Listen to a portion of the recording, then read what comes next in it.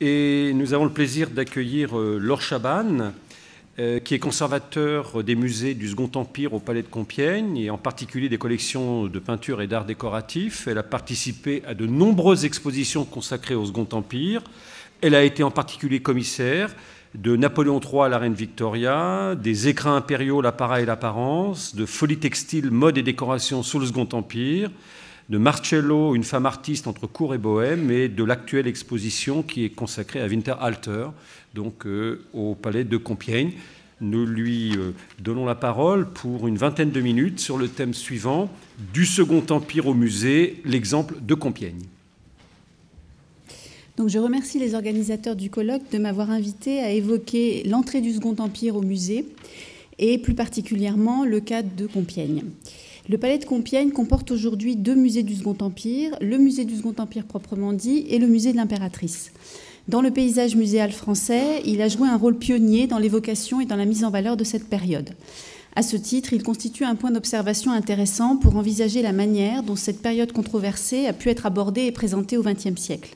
Le choix des thématiques, des objets exposés, de la muséographie offre autant d'indices de l'évolution du regard porté sur cette époque.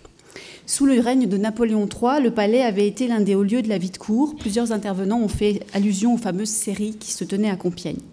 Lorsque la résidence devint musée, elle avait donc toute légitimité à être un des hauts lieux de la mémoire du Second Empire, d'autant que les Tuileries et le palais de Saint-Cloud avaient disparu.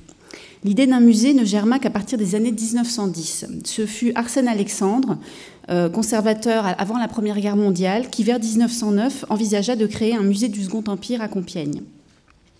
Après 1870, de multiples projets avaient été envisagés par la Troisième République pour gommer le souvenir de Napoléon III et donner une nouvelle destination au palais. Par exemple, je vous montre ici la galerie d'Arquemer, qui avait été installée dans le vestibule des Colonnes entre 1874 et 1878, qui est donc l'ancêtre du musée Guimet, puisque c'est là pour la première fois qu'ont été présentés les vestiges d'Angkor.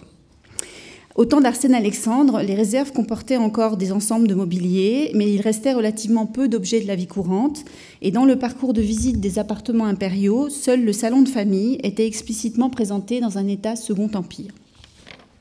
Arsène Alexandre commença par aménager une reconstitution de chambre Second Empire, dédiée au souvenir de l'impératrice, dans un salon qu'elle n'avait jamais occupé. Il obtint du mobilier national le dépôt de pièces provenant d'autres résidences impériales, notamment le lit que vous voyez ici, qui est le lit de l'impératrice à l'Élysée et qui était considéré à l'époque comme son lit à Saint-Cloud. À cette époque, ces objets n'intéressaient pas grand monde et selon Max Terrier, qui fut le conservateur du palais dans les années 50-60, le mobilier national se débarrassa. Intervint alors la Première Guerre mondiale, les collections du palais furent évacuées et la reconstitution de chambres disparut. Après la guerre, le nouveau conservateur, Édouard Saradin, entreprit de former un musée du Second Empire à l'attique sur le parc, au dernier étage du palais, dans les anciens appartements des invités des séries. Pour enrichir les collections, il fit principalement appel aux donateurs et fonda en 1921 la Société des Amis de Compiègne, placée sous la présidence du comte de l'Aigle, qui était un descendant d'une des dames du palais de l'impératrice. Saradin fit également quelques achats peu onéreux, comme des lots de gravures, et poursuivit la politique d'obtention de dépôts d'autres institutions nationales, non seulement le mobilier national, mais aussi le Louvre, Versailles ou la manufacture de Sèvres. Ce projet fut conforté par la transformation officielle de la résidence en musée national en 1926, et en 1928, Saradin organisa une exposition consacrée à Louis-Philippe et Napoléon III pour donner plus de publicité à son projet. La période était propice. Le moment semblait venu d'envisager plus sereinement le règne de Napoléon III. Après la victoire de 1918, qui avait lavé l'affront de Sedan, la mort de l'impératrice marqua en 1920 une étape supplémentaire. Comme l'écrivit alors Armand Daillot, le Deuxième Empire a vu se briser, à la mort de Sa Majesté l'impératrice Eugénie, le dernier lien qui l'empêchait de s'évader du présent pour entrer dans l'histoire. En 1922, le musée des arts décoratifs présenta une grande exposition intitulée « Le décor de la vie sous le Second Empire » qui réunit près de 1000 pièces. Ce fut un succès et quelques expositions suivirent dans les années 30. L'entre-deux-guerres fut une période clé pour la formation des collections. Avec la disparition des derniers témoins, l'enjeu était considérable pour les conservateurs clairvoyants. Une grande partie des collections de l'impératrice à Farnborough Hill, sa résidence d'exil en Angleterre, furent vendues aux enchères en 1927 et en 1936, ce furent les souvenirs de Firmin Rimbaud, écuyer de Napoléon III, qui furent dispersés. Une poignée de marchands, notamment Élie Fabius, qui acheta beaucoup aux ventes de 1927 et de 1936, puis ses fils, sous la raison sociale Fabius frères, jouèrent un rôle important dans la redécouverte du Second Empire. Ils servirent d'experts et d'intermédiaires, et ce sont notamment Élie Fabius et ses fils qui aidèrent le docteur Ferrand à constituer la collection qu'il présenta à partir de 1936 à Pierrefonds sous l'intitulé « Musée de l'impératrice comtesse de Pierrefonds ». Je vous montrerai tout à l'heure quelques photos de ces présentations. À partir de 1918 se forma une autre collection très importante, celle du Musée national de Malmaison. Le conservateur, Jean Bourguignon, bénéficia de l'aide de la baronne d'Alexandrie d'Orengiani, qui était une amie de l'impératrice, qui avait constitué, dès le début du XXe siècle, un ensemble remarquable autour de l'impératrice qu'elle donna en 1920 à Malmaison. En 1928, Bourguignon présenta une exposition où il réunit des souvenirs provenant des ventes des biens de l'impératrice, c'est la photo que je vous montre, parce qu'il voulait éviter leur dispersion. Et grâce à cette exposition, il obtint d'importants dons des collectionneurs qui avaient participé et des marchands qui permirent à ces objets d'entrer dans les collections nationales. En organisant simultanément une exposition à Compiègne, Saradin voulait positionner son propre musée. Une sorte de concurrence entre les deux établissements était déjà apparue en 1927, lorsque le tableau de Winterhalter, l'impératrice Eugénie entourée de ses dames d'honneur, avait été acquis lors des ventes après décès de l'impératrice par un groupe de donateurs, puis offert à l'État français qui, sans cela, ne l'aurait pas acheté. La donatrice principale était la baronne d'Alexandrie d'Orengiani, et elle souhaita que le tableau fût placé à Malmaison, aux grandes dames de Saradin, qui le réclama pour Compiègne. L'ambition de Bourguignon différait cependant, donc là vous voyez le... Pardon, je n'arrive pas à revenir en arrière, vous avez vu le tableau donc, de Winterhalter dont je vous parlais, qui est exposé. L'ambition de Bourguignon différait cependant de celle de Saradin, puisqu'il voulait ouvrir simplement une petite salle en annexe, dans un pavillon, en annexe du château de la Malmaison, pour montrer des souvenirs de famille des Napoléonides, parce que Napoléon III avait fréquenté la Malmaison dans son enfance, avait racheté la résidence sous le Second Empire, et que l'impératrice Eugénie avait œuvré à sa renaissance et avait été une fidèle donatrice du musée à partir de 1904. Saradin, en revanche, voulait vraiment faire de Compiègne le haut lieu du Second Empire, de la mémoire du Second Empire, et évoquer divers aspects de cette période, tels que le cadre de vie, les élites politiques et culturelles qui étaient venues à Compiègne, et l'histoire politique et militaire du régime. Saradin lança en 1928 un appel aux donateurs, qui fut une réussite, puisque la princesse Clémentine, la veuve du prince Victor-Napoléon, et des descendants de l'élite impériale s'intéressèrent à son projet et commencèrent à donner des objets au musée. Ce musée, appelé Musée historique et documentaire de l'époque de Napoléon III et de l'impératrice Eugénie, ouvrit en 1931. Il comportait 18 salles organisées autour de l'évocation de personnalités. Ici, je vous montre la salle consacrée à Eugène Scribe, ou de pièces importantes comme le lit de Saint-Cloud, et quelques salles évoquaient des événements politiques et militaires, essentiellement à travers des gravures, mais malheureusement nous avons assez peu de traces de cet accrochage. Ce musée fut très peu ouvert, faute de personnel. En 1934, le poste de Saradin fut supprimé, on est en pleine crise. Bourguignon fut chargé de tous les musées napoléoniens, et c'est seulement les collections furent de nouveau évacuées pendant la Seconde Guerre mondiale. Lorsque Bourguignon fut remplacé en 1942 par Jean Vernier-Ruiz, ce dernier élabora un nouveau projet de musée Napoléon III, art décoratif et peinture, qu'il voulait être un grand musée, brillant et amusant, disait-il, vraiment évocateur, une sorte de carnavalet et cluny du règne de Napoléon III, qu'il voulait installer dans les espaces qui sont actuellement ceux du musée du Second Empire, c'est-à-dire des volumes beaucoup plus vastes qui sont situés au bel étage du palais. Cette réflexion préluda à la constitution du musée du Second Empire, proprement dit, à partir de 1946. L'exposition Le Temps des Crinolines, qui fut organisée en 1953 pour le centenaire du mariage de Napoléon III et d'Eugénie, marqua le lancement officiel de ce nouveau musée, qui se construisit largement grâce au regroupement des collections nationales. Le département des peintures du Louvre consentit un important envoi en échange du retour de peintures affectées à Compiègne sous la Troisième République. La collection formée à Malmaison par Bourguignon rejoignit également Compiègne. Et le docteur Ferrand donna en 1951 sa collection à la ville de Compiègne, collection qui fut immédiatement déposée au palais et forma le noyau du musée de l'impératrice. Donc à cette époque, sous la direction de Max Terrier, Compiègne devint, selon les termes employés dans nos archives, un véritable département Second Empire au sein des musées nationaux. Max Terrier mena une politique active d'enrichissement des collections et je rappelle pour mémoire le dépôt en 1969 de la partie Second Empire de la collection du prince Napoléon, qui bien sûr était la collection privée principale qui contenait tous les souvenirs qui venaient en partie de l'impératrice Eugénie et qui fut acquise partiellement par l'État en 1979.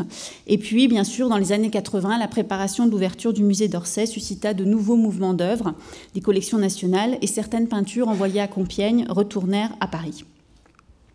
Les principes muséographiques qui ont guidé la mise en place des deux musées dans les années 50 sont encore sensibles aujourd'hui. Alors, je vous montre ici deux vues du musée tel qu'il était justement dans les années 50. Il s'agit d'une muséographie d'atmosphère qui mêle peinture et sculpture, mobilier et objets, un parti qui est récurrent dans les divers projets réalisés depuis 1909, comme vous avez pu le voir à travers ces quelques photos. Ce parti est lié aux espaces palatiaux, avec parquet, corniche, tenture. Il est lié aussi à la part importante du mobilier dans les collections, mais il peut aussi, dans une certaine mesure, être mis en relation avec l'évolution de la réception du Second Empire et avec les réticences que celui-ci a suscitées. Réticences doubles, vous le savez, face au régime et face à la production artistique de l'époque. Et donc, sur le plan de l'histoire, le premier niveau de lecture qui fut retenu fut celui qu'Arsène Alexandre qualifia d'histoire sentimentale. Alexandre voulait mener le visiteur à la rencontre des grands personnages historiques et lui faire, je cite, « revivre quelque chose de l'histoire ». Il voulait raviver une atmosphère, comme il l'écrivait en 1911.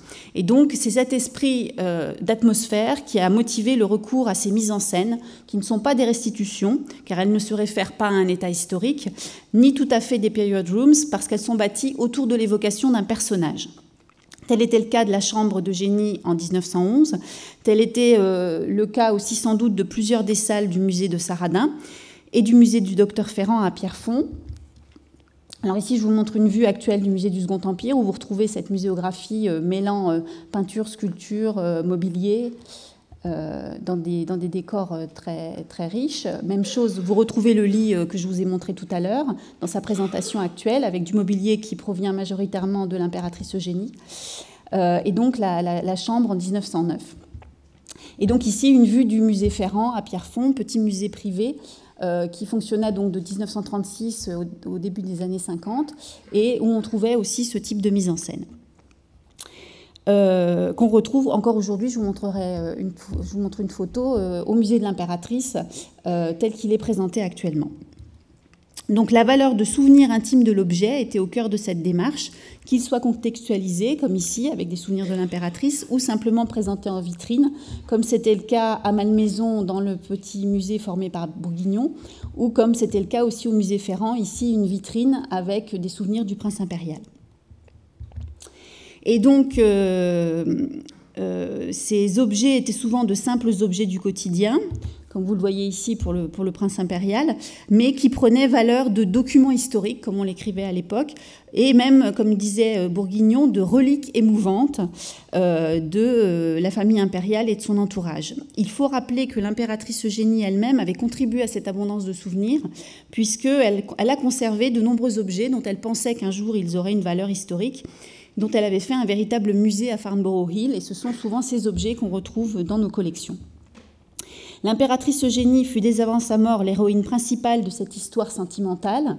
Ce fut elle qui motiva les premières collections. Ce fut son souvenir qu'Arsène Alexandre voulut évoquer autour de son souvenir qu'Arsène Alexandre voulut évoquer le Second Empire à Compiègne. Et face à un empereur qui était souvent décrit comme indéchiffrable, elle incarnait le visage aimable et pour tout dire glamour du régime, image construite d'ailleurs dès le Second Empire et magnifiée par les épreuves endurées. Et Eugénie, en tant que dernière souveraine française, entra finalement dans la légende de son vivant et en même temps au musée avec la présentation qu'Alexandre bâtit autour d'elle. Cette fascination pour Eugénie s'amplifia et en 1927, lorsque le tableau de Winterhalter que je vous ai montré tout à l'heure fut présenté, Pierre Chaumer prophétisa que la toile deviendrait aussi célèbre auprès du grand public que la Marie-Antoinette à la rose de Vigée-Lebrun et que l'esprit populaire réunirait les deux souveraines, je cite, dans une semblable légende de beauté et de malheur. Et donc, effectivement, cette légende grandit autour d'Eugénie. Et Max Terrier, en 1953, constatait encore que l'histoire n'avait pas pu se prononcer sur Napoléon III pour l'instant, mais que Génie et le prince impérial également étaient rentrés dans la légende à travers cette histoire sentimentale. Cette manière d'évacuer l'histoire proprement dite du Second Empire au profit d'une histoire sentimentale bâtie autour de ces deux personnages, n'était-elle pas une façon justement d'éviter les choses trappes que pouvait présenter cette mémoire? Certes, cela correspondait à l'esprit des collections qui provenaient pour beaucoup de personnalités de l'entourage impérial. Et puis, cela plaisait au public aussi. Le public aimait, comme le remarquait Pierre Chaumer, ces musées qui parlent directement à son cœur et à son imagination. D'ailleurs, c'est encore le cas aujourd'hui. Et Chaumer pensait que la petite histoire pouvait conduire à la grande.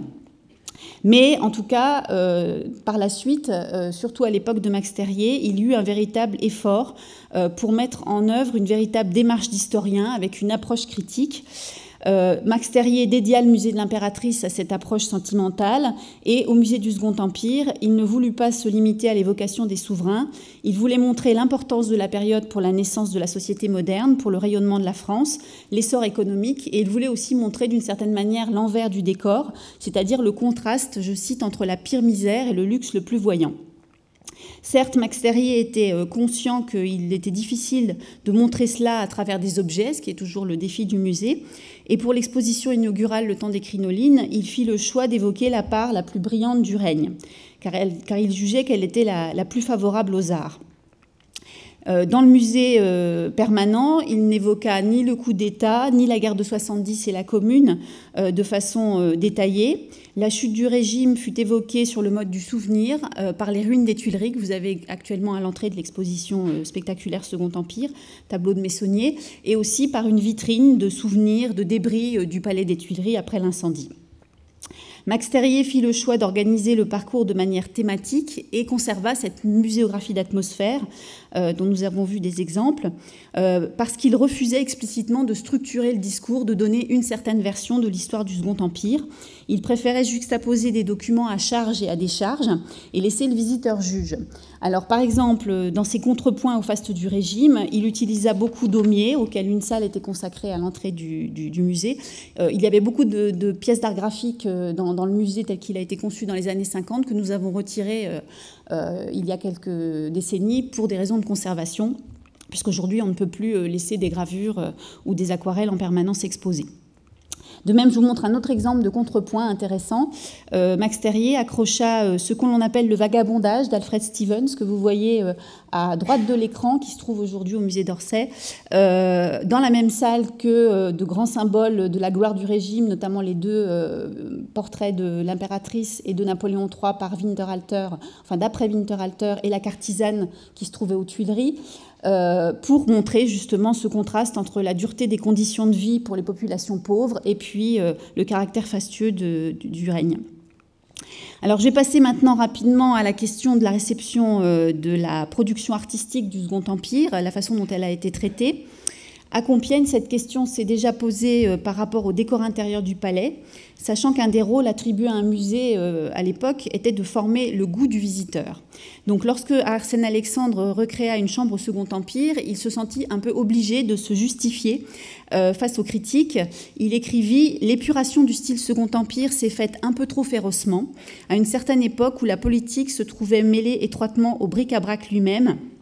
Si le goût doit passer en jugement, c'est le temps qui doit instruire le procès, et il n'est pas sans utilité que le mauvais goût lui-même, si l'on décide qu'il est tel, soit condamné à vivre. » Et il pensait, bien qu'il fût d'accord avec cette image du style Second Empire comme trop lourd, trop chargé, trop éclectique, il pensait qu'il était temps désormais de s'intéresser à ce style.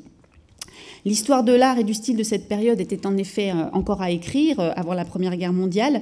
Cette démarche débuta dans les années 1910-1920 avec l'exposition des arts décoratifs de 1922 qui tenta pour la première fois de dégager ce qu'était le style Second Empire. Les années folles étaient propices à cette réévaluation, d'abord parce que le discours moralisateur de la Troisième République était un peu dépassé, je dirais, et que pendant les années folles, on était peut-être plus sensible à ce parfum de volupté, comme l'écrivait Arsène Alexandre, qui se dégageait du style Second Empire. Je vous montre ici le début d'un article d'Arsène Alexandre publié en 1922 et la photo qui l'illustre en premier, qui vous montre bien ce caractère sensuel associé au style Second Empire. Et puis il faut se rappeler qu'avec l'avènement de l'Art déco, on a aussi redécouvert ce style qui était peut-être plus proche du goût Art déco que précédemment. Je vous montre ici la chambre à coucher de Jeanne Lanvin, où vous repérez des meubles capitonnés et notamment un pouf qui est tout à fait Second Empire.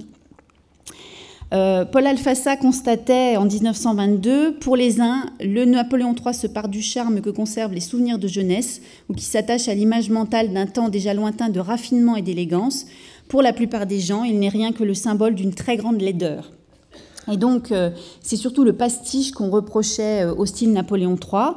Et en matière d'art, on considérait que les œuvres d'Ingres, de Delacroix, de Corot, de Daumier ne faisaient pas partie de ce qu'on appelait l'art du Second Empire, auquel on associait des artistes comme Stevens, comme Cabanel, Hébert ou Meissonier.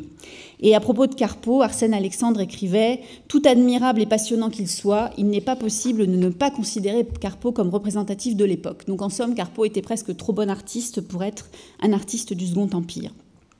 En revanche, l'artiste qui est considéré comme le plus emblématique, c'était Winterhalter, et aussi parce que les femmes focalisaient l'attention des premiers historiens du Second Empire. Au croisement de l'histoire sentimentale et de l'histoire du goût, la femme était considérée comme l'emblème du style Second Empire. En cette époque qu'on avait des difficultés à définir par un vocabulaire particulier dans les arts décoratifs, finalement c'était dans le domaine de la mode féminine que le style Second Empire semblait le plus identifiable. Et il faut dire aussi qu'à l'heure de la garçonne, dans les années 1920, certains pouvaient avoir une certaine nostalgie pour la beauté des dames de la cour d'Eugénie. L'exposition de 1922 cristallisa des jugements dont on retrouve l'empreinte dans l'histoire des musées de Compiègne, tant dans la volonté d'évoquer le décor de la vie plutôt que l'art lui-même, de traiter de l'histoire de l'art de l'époque, dans la volonté aussi de considérer les œuvres d'art d'abord comme des documents historiques. Je vous montre ce tableau qui est de Tissot qui clôture l'exposition que vous pouvez voir ici, portrait de l'impératrice et du prince dans le parc de Camden Place, parce que lorsqu'il a été proposé au Louvre en 1933, Jacques Jaujard a répondu « Nous ne saurions songer à faire entrer cette peinture au Louvre » et l'a orientée vers Compiègne. Ça n'était pas considéré comme une œuvre d'art à part entière.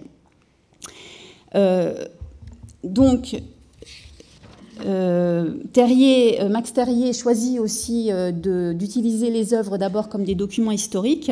Je vous montre ici une comparaison intéressante qu'il établit entre Courbet et Cabanel, disant que ces deux tableaux, qu'il souhaitait juxtaposer ces deux tableaux dans son exposition inaugurale et ensuite dans le musée du Second Empire pour montrer non seulement le clivage entre l'art mondain et l'art moderne, mais aussi pour montrer l'évolution de la société et des mœurs.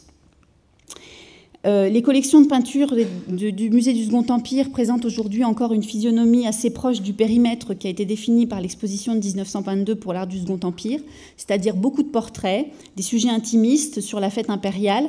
Le genre du paysage est quasiment absent, parce que justement il était associé à la modernité, tout comme Courbet. On avait un seul tableau de Courbet qui est reparti dans les années 1980, Manet et l'école des Batignolles. En 1953, dans l'exposition Le temps des crinolines, Monet était présenté dans une salle sur la nouvelle sociabilité des loisirs et des plages. Vous reconnaissez un tableau de Monet sur le miroir au-dessus de la cheminée. Mais Max Terrier n'obtint pas de dépôt d'œuvres de l'école des Batignolles parce que ces œuvres étaient présentées à Paris en tant qu'œuvres d'art à part entière.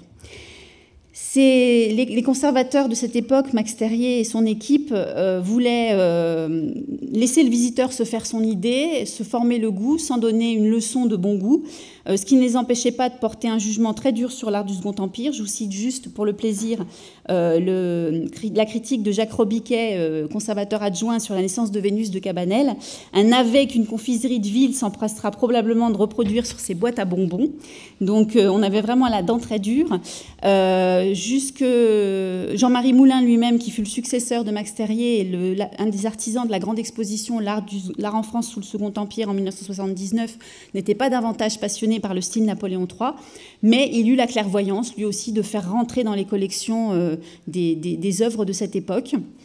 Et donc, vous savez qu'à partir des années 60, petit à petit, on a redécouvert cette période sur le plan de la production artistique dans son ensemble. En 1961, la naissance de Vénus de Cabanel est repartie à Paris pour être présentée à André Malraux, à sa demande. Elle est revenue définitivement au Louvre en 1965. À ce moment-là, elle rentrait vraiment à proprement parler dans l'histoire de l'art. Nous ne reviendrons pas sur l'histoire de cette redécouverte, dans laquelle l'ouverture du musée d'Orsay a marqué une étape cruciale. Il faut juste souligner pour terminer le courage de ces conservateurs qui se sont intéressés à des choses jugées peu regardables, qui les ont fait entrer dans les collections, alors que ça n'était pas toujours facile, comme le souligne Jean-Marie Molin en 1988. Ces dons étaient acceptés avec une indulgence même pas amusée. C'est encore aujourd'hui le cas parfois. Je vous montre ici une commode qui nous a été offerte en 2009 de la Maison Fourdinois, qui est une copie d'un modèle du XVIIIe siècle. Et l'acquisition de cette commode a été jugée peu intéressante par certains amateurs parce qu'on était dans le domaine du pastiche. Et que, justement, on est à la limite. Est-ce que l'histoire de l'art, c'est uniquement l'histoire de l'invention permanente de formes nouvelles, ou est-ce qu'elle doit aussi intégrer des objets comme celui-là? C'est une question qui est ouverte, mais qui, en tout cas, à Compiègne, nous essayons de rassembler tous les témoignages de l'art du Second Empire sans exclusive. Et donc, aujourd'hui, nous ambitionnons de développer un grand musée d'art et d'histoire du Second Empire qui, justement, montre mieux notamment l'art de cette période dans toute sa diversité.